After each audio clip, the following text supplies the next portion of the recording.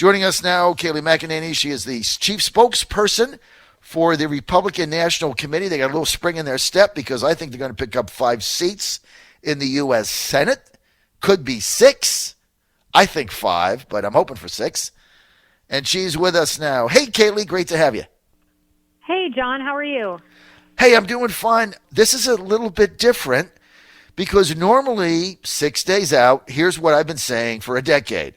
All the early ballots are coming in. They all favor the Democrats. They're all in the heavily Democratic populated areas. The Democrats do a better job in getting all the early ballots and blah, blah, blah, blah, blah. I've been saying that for a decade. Now, though, it's different.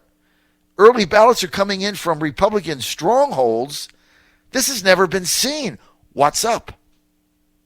They are coming in at a pretty high pace, and we don't read too much into early voting because, of course, that's not exit polling. It only polls the party essentially. It only reveals the party that's voting. But we think Republicans are obviously going to likely vote Republican, so it's an encouraging sign to see, and it also might indicate that some of the public polling is incorrect. As you well know, public polling was off in Pennsylvania